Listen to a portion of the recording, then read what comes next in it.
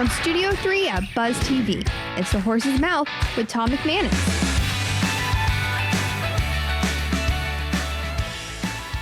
Hi, welcome into The Horse's Mouth here at Tommy Mac's, of course, at my bar, where everybody is welcome. Brought to you by our good friends at the Heritage Capital Group and at Farther. We're talking media. Yeah, we're talking media, how it's delivered today compared to yesteryear and everything else in between. Talking a little ball, a little capital. Got some good friends, old friends, and new friends all here at the bar. Let's welcome them in. The legendary Mort Crim is here from the Washington Post Television. How are you, sir? Doing well. Retired in Northeast Florida and have been for quite a while. Great to have you on the show, sir. Thank you. Love it here. What's your, you've interviewed pretty much everybody in the entire free world, I think. Do you have a favorite? Do you have a favorite interview that? Well, first of all, I thought I was at Cheers. You are. You are. This is more. This is a special delight to find out I'm here with you, sports legends. Well, it's great to have you, sir. I came to Jacksonville in 1981. I was living in Detroit, working for the Washington Post television station there. Okay. And our general manager had formerly managed the Washington Post station here, Channel 4, WJXT. Yep. And she said, if you're looking for a vacation home and an eventual retirement place, don't overlook Jacksonville. Yeah. So we came down, we found a condominium at Sawgrass that we liked very much. Great. And we bought it, and we have been a part of Jacksonville ever since. And I retired here officially. Well, first we went to Amelia Island after my retirement. We were there for 10 years. And then we moved to Queens Harbor, and then eventually to Cypress Village. Okay. And like the coach here, we've downsized each time. Yeah. And so I think I'm kind of where I'm going to be now. We call Cypress Village God's green room. There you go. All right. Interview. That's right. That's right. Now, was that Sherry Burns by any chance? Sherry was after that. It was Amy McCombs, but I knew Sherry. Sherry had been an executive producer for us in Detroit before she came here as general manager. Nice. Great people. She was great. Yeah.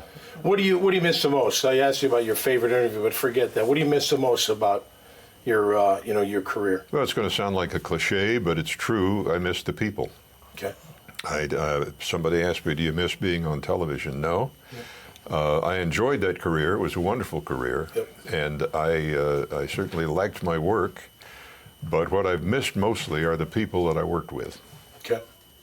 I think we'd all say it. Hey, Coach, how are you? Welcome back to the bar, Tom, buddy. how are you? You snuck in here, did you? Yeah. Yeah. I've Absolutely. moved about 4 chairs since I've been here. But I think we'd all say that, wouldn't we? We miss the Absolutely. people. That's the thing I miss the most about coaching Yeah. is, I'm doing this radio and TV because it's a hobby. It's keeping me close, but I miss the camaraderie, the people in the locker room, my units, the coaches that I was around. So it's I'm very doing similar. this because they grabbed me off the street. Yeah, that's pretty good. Invited me in They here. got a We good needed one to in fill here, the though. bar. We needed to fill the bar. Yeah. Absolutely. No, but that's exactly right. Yeah. I mean, I think that's really what it's all about in this world. No doubt. Is the people that you Relationships, the associate with. And That's what life's all about. Yeah, you're right Absolutely. about that. Absolutely. Jerry, welcome back to the show. How are you, my friend? I'm doing great. Doing all right? I'm doing great, Tom. Yeah, man. Life is good. Absolutely. When you look at media, how do you look at it today compared to, 20, 30 years ago, man? Involved with the city for a long dramatically time. different, a lot because of social media and Yeah. streaming and, of course,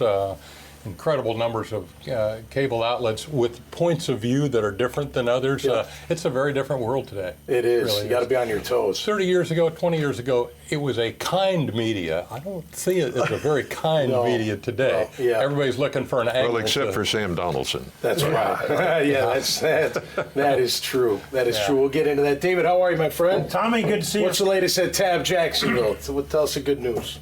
It's this is the time of year where a lot of business owners are evaluating how their year went. And Yep. starting to plan for next year. So I get a lot of phone calls, referrals from people wanting peer advisory boards and Yep. mastermind groups and one-on-one coaching. I mean, this is a really busy season for us as we. I tell you, with reflect. the change in media, it seems today like anybody can say anything. Like there's no, like social media allows you to say whatever you want. You don't have to have integrity with it or anything like that. That's a big part of what's happening. I've shared this story many times, how the inflection point of when media really changed for me, and I spent 30 years of my career in it. Yep. I remember when Al Gore invented the internet. It was the downfall of traditional media. Yeah. Change it. It was when we would do a great business story. Yep. And I'm really proud of the newsroom for what they put into it, and it'd get we were measuring clicks at this point. Right. So it'd get a handful of clicks, and then the next story that would come underneath it is Tim Tebow buys a house in Glen Kernan. And I get 500,000 clicks on it. Right. What is wrong with this world? Yeah. I mean, they missed a great business news story, Right. and then it starts to change your direction of what you're going to cover. Yeah. Yeah. Because the newsroom and the editors are being measured on audience Yeah. at this point. So I think that's when it really started to change. I think it's hard to get the scoop today. There's so many whoever really cracks a story. You know what I mean? Back in the day, that meant something. Like if you had the scoop on a story and you were the first one to report it, Absolutely. they put you up on a pedestal and be like, well, wow, look at Mort Crim. He knows a lot of people, right? And then you deliver it the right way. But I don't feel like there's any scoop today. Like everybody knows it almost instantaneously. Within minutes. Within minutes, Another media is reporting the same or similar or enhancing the story, whatever, Yeah. I think another thing we're missing is process. Okay.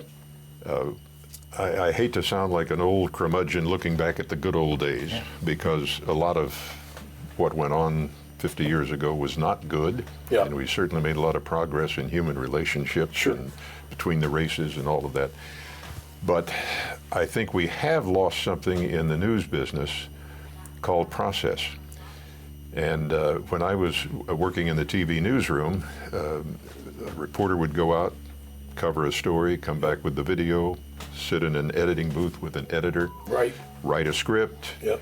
The assignment editor would usually look at the script, sometimes the assistant news director, or you would take it over to a colleague.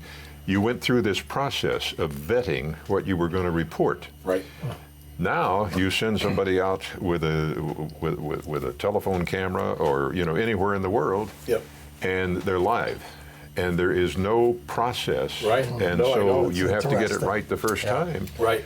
And so I think we've lost, every editor needs an editor, and Sure. all of us need that collegiality that comes in a newsroom where you're Yeah. working as a team, and I think the product is more viable Yeah. and has more integrity if it goes through that process. Yeah. I was I going can to agree say, what Mort said. I think the biggest thing now is, because of what you just said, I don't know that the trust in the media of the people are the same today as it was back in the day, Yeah. when you knew when somebody said something, that's the way it was, not 4 or 5 different opinions Yeah. of the way it was. Well, and the polls verify that. Yeah.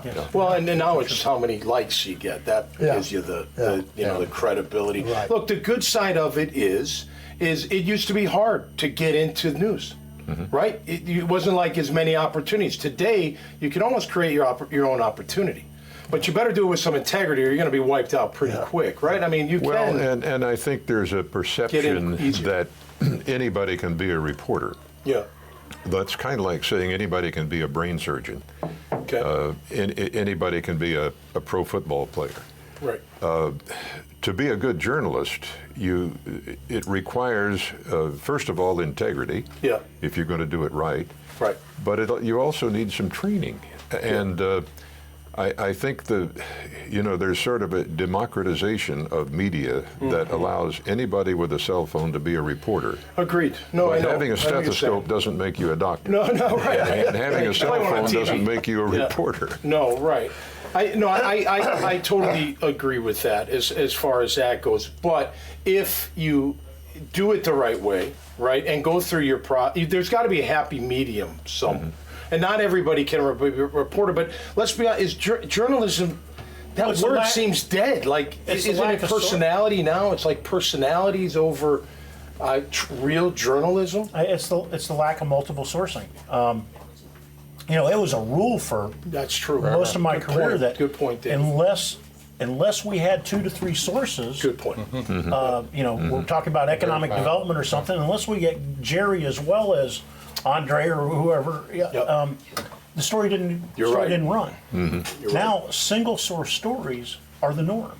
Great point. Great point. And people just take that and use it as their own. They see it, oh, it must be true. I'm going to repost it. I'm going to comment on it. I get it out to my fan base or whoever, and all of a sudden I get all the clicks that I want. Right. You know?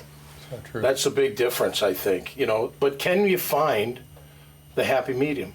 That's the question, right? Because you want everyone to have an opportunity to do whatever they want in this country, right? Including trying to be a reporter. I think it's more personality now, too. It's not...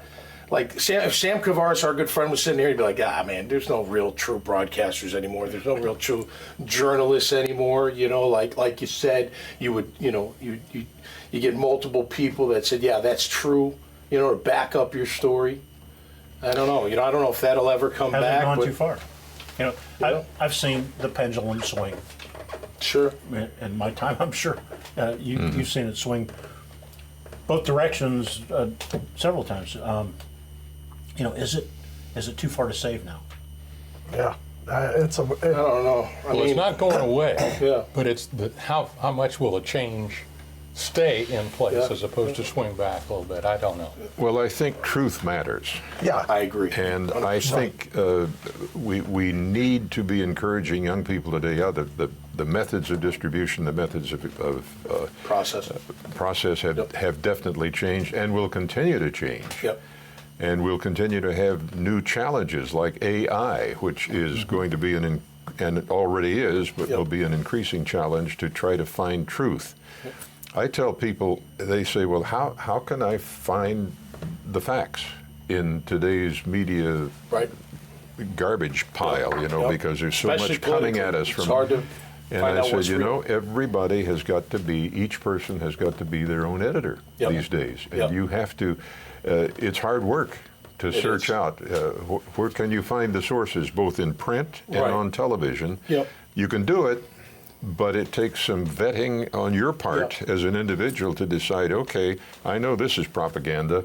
I know that's propaganda, but within the mix, there are, even on the three, what we used to call the major networks, I don't know if that applies anymore, but the evening news on CBS, NBC, and ABC are still pretty good. You don't get much, 22 minutes, time you take the commercials out, but, and there are newspapers that, all the way from the Washington Post to the Wall Street Journal, that you will find some good reporting and some good, solid journalism, but you have to look for it. Yeah, absolutely. I think, too, like to marriage the two, you know, the opportunity with the integrity, go through the process. I think that's what we're getting at here, right? Even if you look, you're trying to be a personality out there, you're trying to grow your business as such, great. Just make sure you vet out the information, you vet out the sources, and do it right. Don't be lazy. It's very lazy to take a story, like you were saying. You see a story, boom, I'm reposting it, resharing it, whether I know it's true or not, right? I could hear about the stadium. Stadium deal's not getting done because one person said it.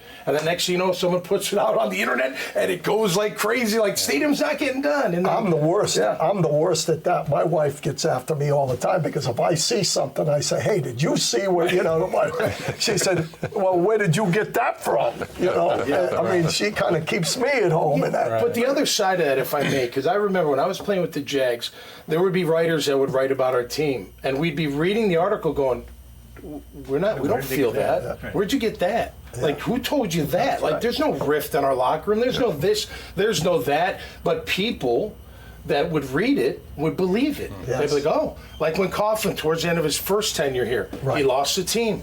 He didn't lose that team. Look at your reaction. He didn't lose the team. But that was the message. And then everyone thought he lost the team. Next thing you know, puts pressure on Wayne Weaver, and he's got to make a move. I mean, that's how it went down. Absolutely. So, you know, my point is you got to find that common ground somewhere. Well, I wish more people today understood that separation between opinion and news. Fact. Because the line is so blurred. And, you know, opinion pages are extraordinarily important. Local voice, national voice, conservative voice, liberal voice. But when they're not separating that difference between opinion and news, they take those single source Yeah. stories Yeah. and they think it's, it's fact. I got a solution. Sit here at Tommy Max Place and That's we'll right. iron it all out. We'll straighten everything right here out at the right bar, here. man. We'll figure it out. Thank you for being here. Really appreciate all you taking the time for being on the show. Merry Christmas, Happy Holidays. It was a pleasure. All that good stuff. Pleasure. Thank you. you. Appreciate Thank it, you. guys. Great. All right. Make sure you check out their great profiles. This conversation and many, hundreds of others that take place right here at the bar at iwanttabuzz.com. Until next time, y'all stay safe and be cool out there, and we'll see you right here on the Horse's Mouth. Cheers. Cheers. The team at Heritage Capital Group is special because it's a collection of people across the spectrum. We have people who have been in the shoes of owners that are looking to buy and sell, and professionals that have executed transactions helping buy and sell companies for decades. I think when you talk to us, see what our experience is, see what our skills are, see the reach that we have, you'll be very happy with the recommendation.